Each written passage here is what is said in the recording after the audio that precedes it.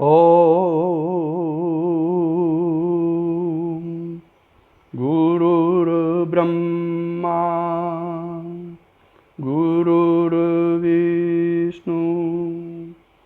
गुरुर्देवो महेश्वरा गुरु साक्षात् परब्रह्म तस्मै श्री गुरुवे नमः।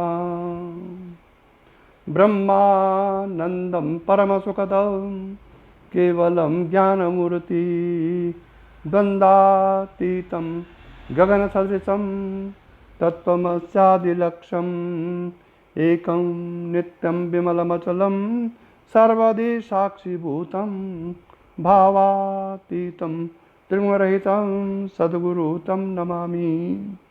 भावातीतं त्रिगुणरहितं सद्गुरु तं नमामि। ओम भगवत स्वरूप सद्गुरुदेव के चरण कमलों में प्रणाम करते हुए ब्रह्मचित्त विलास के प्रसंग में आगे का प्रवचन प्रस्तुत किया जा रहा है।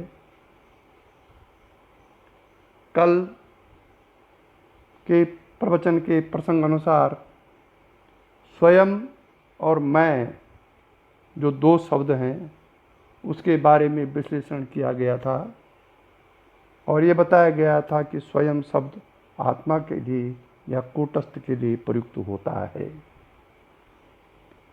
आज उसी प्रसंग को आगे बढ़ाते हुए प्रवचन प्रस्तुत किया जा रहा है, क्योंकि स्वयं और आत्मा दोनों पर्यायवाची शब्द हैं। स्वयं शब्द आत्मा के लिए प्रयुक्त होता है और आत्मा तो आत्मा है ही। मैं स्वयं जाऊंगा, मैं जाऊंगा एक चीज हुआ, जाता कौन है? शरीर।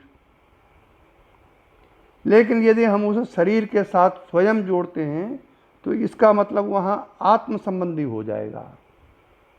मैं स्वयं जाऊंगा या मैं स्वयं जाता हूँ, वह स्वयं आता है। तू स्वयं खा, तू स्वयं गाना गा। अब ये जो शब्द हैं ये आत्म प्रयुक्ति के लिए होता है, इसलिए स्वयं और आत्मा दोनों पर्यायवाची शब्द हैं और व्यवहार में इनका जो प्रयोग है एक साथ नहीं होता है। ये कभी नहीं होता कि स्वयं आत्मा जाती है, या तो स्वयं बोलेंगे या आत्मा बोलेंगे। व्यवहार में इनका प्रयोग एक साथ नहीं होता है।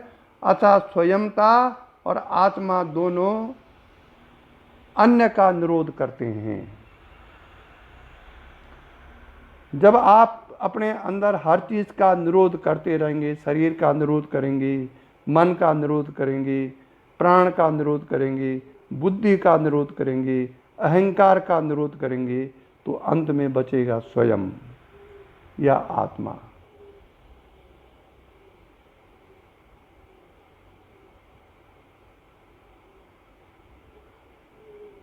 इसलिए स्वयं शब्द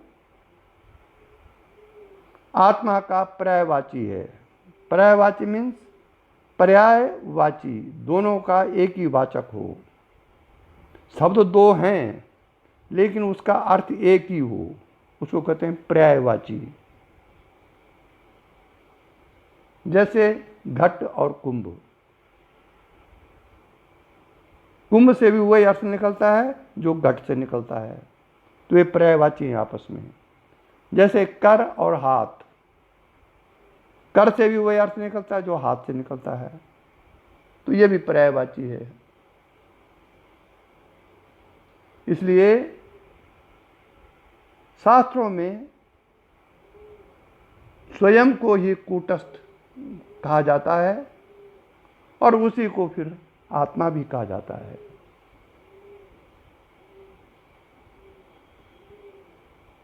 और मजे की बात यह है कि ये आत्मा जो है, ये स्वयंता जो है, ये जड़ में भी पाई जाती है और चेतना में पाई जाती है। अर्थात आत्मा जड़ चेतन में दोनों समान है। जड़ की सत्ता भी आत्मा के कारण है। कुर्सी है तो कुर्सी जड़ वस्तु है, लेकिन उसके साथ लगा है शब्द। टेबल है, टेबल जड़ वस्तु है, लेकिन उसमें है सत्तावाचक है शब्द। गिलास है, कटोरा है। अगर केवल कटोरा बोलेंगे आप तो उसका अर्थ कुछ नहीं निकलेगा। कटोरा है जब बोलेंगे तो पता चलता कटोरे की सत्ता है, टेबल की सत्ता है। तो सत्ता उसमें सुप्त रूप में उपलब्ध है, इसीलिए कहते हैं कि हर जगह आत्मा आत्मा है। और यही कारण है कि अचेतन पदार्थों के साथ स्वयं शब्द का भी प्रयोग होता है।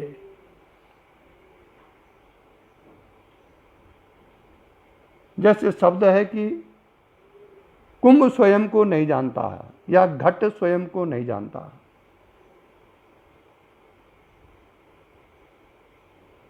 इस प्रकार से घट के साथ जो स्वयं शब्द का प्रयोग है वो जड़ वस्तु के साथ भी स्वयं शब्द का प्रयोग है। अर्थात अचेतन पदार्थ में भी स्वयंता देखने में आती है। कूटस्थ वहां भी है। ओम, भले वो कूटस्थ देखने में आवे या ना आवे, वो अलग बात है कि हमारी दृष्टि में नहीं आता है। लेकिन जब हम उस जड़ पदार्थ का विश्लेषण करेंगे तो अंत में हम आत्म तत्व पर ही पहुंचेंगे, चेतना में ही पहुंचेंगे। मैंने कल कुर्सी का उदाहरण दिया था, ये उदाहरण है कैसे ये कुर्सी में आत्म तत्व है, इसके बारे में मैंने कल उदाहरण दिया था। अब प्रश्न ये उठता है भाई साहब,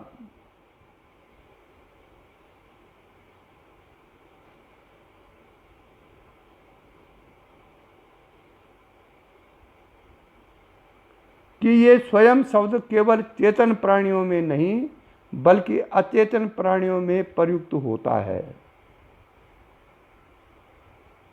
तो प्रश्न यह है कि अचेतन प्राणियों में आत्मा किस अवस्था में रहती है, कैसी रहती है। जो प्राणी चेतन है उसको तो प्राण से पता चलता है, आप प्राण से अंदाजा लगा सकते हैं कि इसके अंदर आत्मा है। लेकिन अचेतन के अंदर कैसे पता लगेगा, उसके लिए हमको वैसी दृष्टि, वैसा विश्लेषण चाहिए। घट स्वयं को नहीं जानता, ये प्रयुक्त होता है शब्द। नदी स्वयं नहीं बहती, नदी स्वयं बहती है। शब्द है नदी स्वयं बहती है। तो ये स्वयं शब्द चूंकि यहाँ प्रयुक्त है और हम पूर्व में कह चुके कि स्वयं कूटस्थ के लिए प्रयुक्त होता है, इसका मतलब अचेतन प्राणियों में भी कूटस्थ है।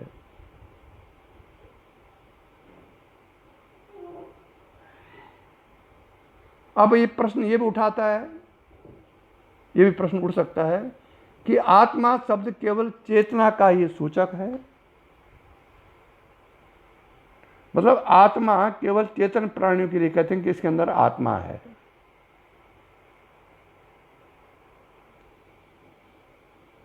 इसलिए स्वयं और आत्मा एक ही अर्थ नहीं हो सकता, ऐसा प्रश्न उठ सकता है। इसका उत्तर दिया जा सकता है कि आत्मा का प्रयोग चेतन प्राणियों में नहीं बल्कि जड़ पदार्थों में भी होता है, क्योंकि जड़ सृष्टि का अधिष्ठान भी या आधार भी आत्मा ही है। बिना आत्मा के जड़ सृष्टि भी प्रकाशित नहीं की जा सकती। अगर आत्म तत्व वहां नहीं है तो वो आत्म तत्व के प्रकाश के कारण आप जड़ सृष्टि को देख रहे हैं।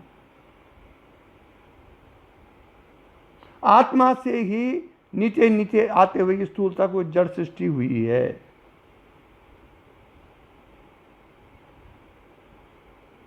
इसलिए शास्त्र कहता है कि जड़ पदार्थों को स्वयं शब्द का प्रयोग करना उचित है, क्योंकि आत्म तत्व वहां भी है।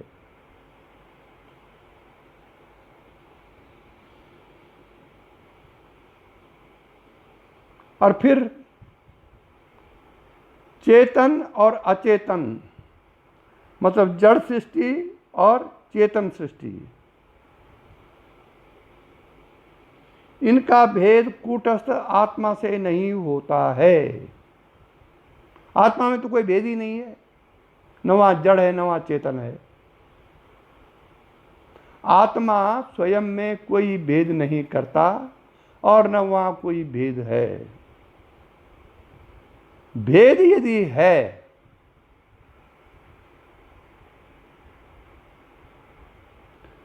तो बुद्धि के अधीन जो चिदाभास है, जीव है, जो उस जीव के द्वारा भेद किया गया है कि ये जड़ है और ये चेतन है।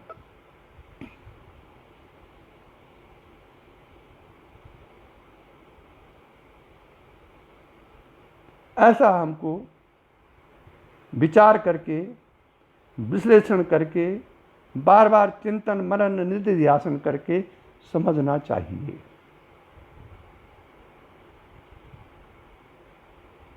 नारायण। क्योंकि कूटस्थ आत्मा तो सब जगह चित्त स्वरूप है। चित्त स्वरूप माने चेतना के स्वरूप है। उसमें जड़ चेतन का भेद तो कभी हो ही नहीं सकता।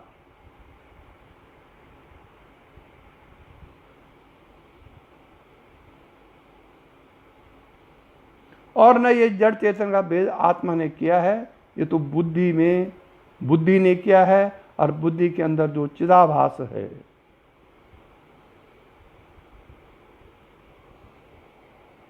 उसने किया है जड़ चेतन का भेद। और बुद्धि स्थित जो चिदाभास है वो भी चेतन कहलाता है। भले वो रिफ्लेक्शन हो, प्रतिबिंब हो चेतन का, लेकिन उसको भी चेतन कहते हैं।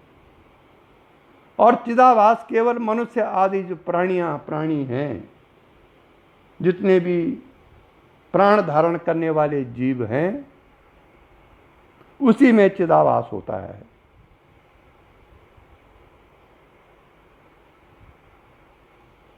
और इसमें मनुष्य ही इसका विवेक कर सकता है कि चिदाभास है, ये कूटस्थ है। कोई कीड़ा मकोड़ा पशु वगैरह, भले चिदाभास उसमें भी है, लेकिन वो इसका विवेक नहीं कर सकते। मनुष्य यदि चाहे तो विवेक के द्वारा चिदाभास और कूटस्थ को अलग अलग कर सकता है।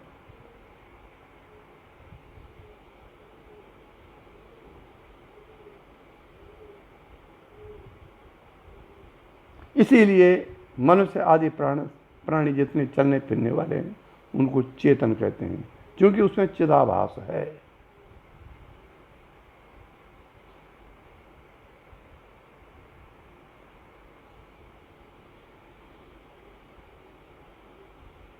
घट, पाषाण, वृक्ष, मिट्टी, इसमें चिदाभास नहीं है, क्योंकि ये अचेतन प्राणी, अचेतन है, जड़ हैं। क्योंकि उसमें चिदाभास नहीं होते इन चीजों में, पत्थर में, घट में, वृक्ष में, इनमें चिदाभास नहीं होता, इसलिए इसको जड़ नाम दिया गया है। चेतन नाम उसका है जिसमें चिदाभास होता है।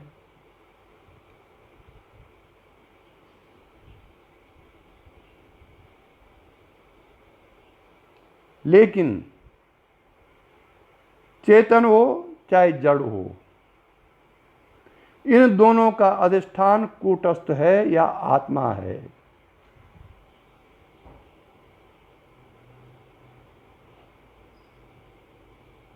और उसी आत्मा के कारण चिदाभास या पाषाण या वृक्ष या मिट्टी, उस आत्म तत्व के कारण ही इनकी सत्ता है, ये सत्य भाषित होते हैं। वैसे तो सब मिथ्या है ये, लेकिन इनका अधिष्ठान आत्म तत्व है, कूटस्थ है। शरीर के अंदर जो मन, बुद्धि, चित्त, अहंकार ये हमको सत्य प्रतीत हो रहे हैं, उसका कारण कूटस्थ है। शरीर के बाहर जितने भी नाम रूप हैं वो सत्य प्रतीत हो रहे हैं, उसका आधार क्योंकि ब्रह्म है, इसलिए वो सत्य प्रतीत हो रहे हैं, क्योंकि ब्रह्म सत्य है, आत्म तत्व सत्य है। ओम।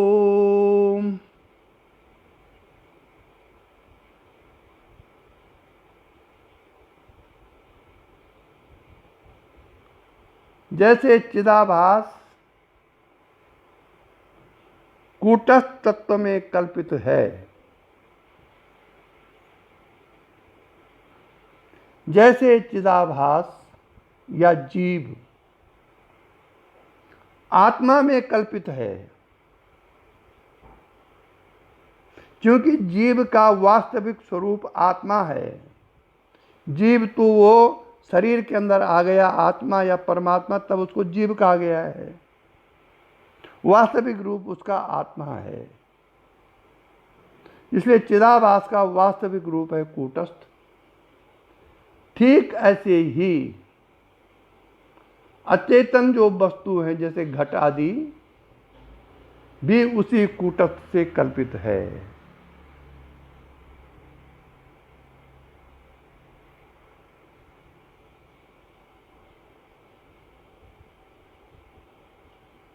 और फिर कूटस्थ आत्मा ही परब्रह्म परमात्मा है। कूटस्थ आत्मा ही परब्रह्म परमात्मा है। जीवेव ब्रह्मेव ना परा, उपनिषद कह रहा है ये। और उस परमात्मा की माया शक्ति ने ही असत, अचित, आनंद रहित जगत की रचना की है, और यह जगत परमात्मा पर स्थित है। ये जगत नहीं है परमात्मा, ये जगत परमात्मा पर ही स्थित है। मतलब ये जगत हमको जो दिखाई दे रहा है ये परमात्मा के ही कारण दिखाई दे रहा है, क्योंकि ये परमात्मा पर स्थित है। और अंतःकरण जो चिदाभास है वो भी कल्पित है। इसलिए हमको ये पूर्ण रूप से समझ लेना चाहिए कि कूटस्थ में जड़ चेतन का भेद नहीं है। हमको बार बार अगर हम विचार करेंगे, चिंतन करेंगे अपने अंदर, तो अंततः हमको मालूम होगा कि कूटस्थ और आत्मा में जड़ चेतन का भेद नहीं है। उस पर आरोपित चिदाभास और अचेतन घट आदि में ही यह भेद है।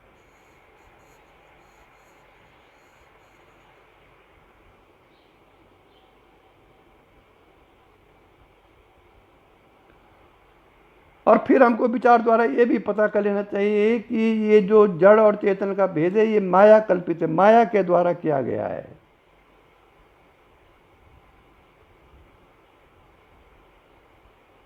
ब्रह्म या आत्मा में कोई जड़ चेतन नहीं है। माया ने इस जड़ चेतन का भेद किया है।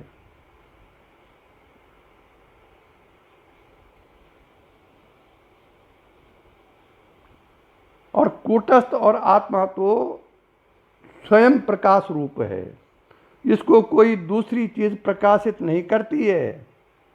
ये स्वयं प्रकाश है, इसी के प्रकाश से पूरा जगत प्रकाशित हो रहा है। आपके अंतःकरण में जो मन, प्राण, बुद्धि है, इसी के प्रकाश से प्रकाशित हो रहा है। ये सहज स्वयं प्रकाश है, और इसी प्रकाश के कारण जड़ चेतन पदार्थों का स्फुरण हमारे अंदर और बाहर होता है।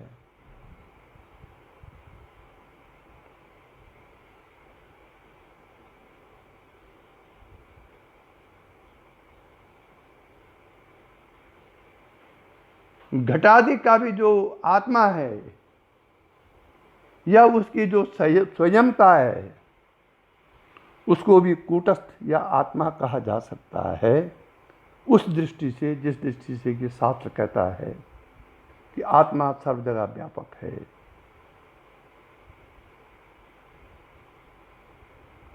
इसीलिए कहा गया कि सर्वधर्मान परित्यज्य मामेकं शरणं व्रजाय अहं त्वां सर्व पापभ्यो मोक्षयिष्यामि मा शुचा। उसका कारण भी यही है। अब इसका अर्थ लोग लगाते हैं कि सभी धर्मों को त्याग दो। गलत। सर्वधर्मान परित्यज्य, ज्ञानेन्द्रियों, कर्मेंद्रियों, मन, बुद्धि, प्राण के जो धर्म हैं उनको त्याग दे और मामेकं शरणं व्रजा। मामेकं मतलब मेरी आत्मा, इस आत्मा के शरण हो जा।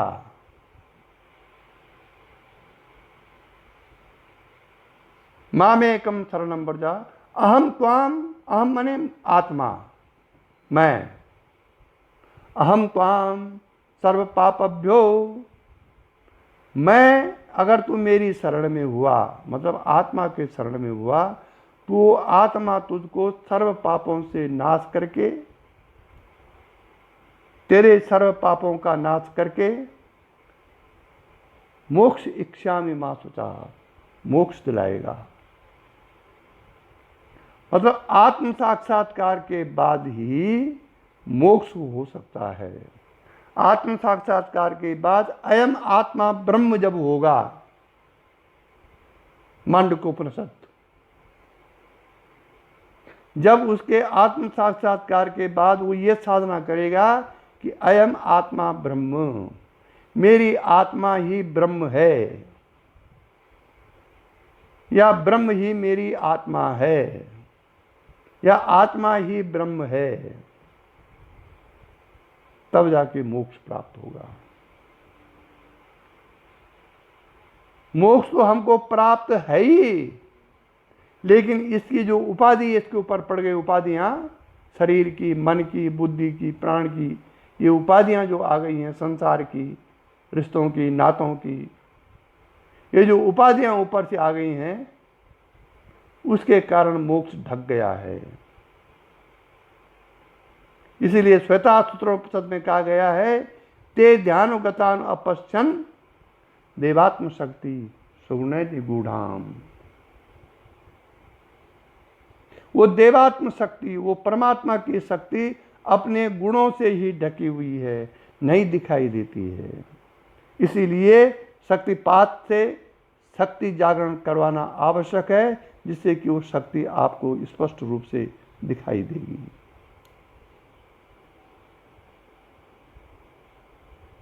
इसी के साथ आज का प्रवचन समाप्त हुआ। यही दिव्य दृष्टि हमें दीजे भगवन, हूँ कण कण में निस दिन तुम्हारे ही दर्शन। रखूं नित्य सर्वत्र मूर्ति तुम्हारी, सुनूं जड़ जगत से ये कीर्ति तुम्हारी।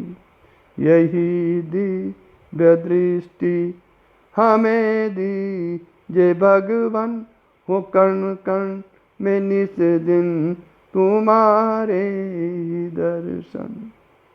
ओम तेरी शुभ सत्ता बिना हे प्रभु मंगल मूल, पत्ता तक हिलता नहीं, खिलता नहीं है फूल। रोम रोम में तुम रमे, फिर क्या रहा बिछो, लेकिन तुम मिलते नहीं, एक ऐसा संयोग। ओम असतो मा सद्गमय, तमसो मा ज्योतिर्गमय, मृत्योर्मा अमृतम गमय। ओम शांति शांति शांति।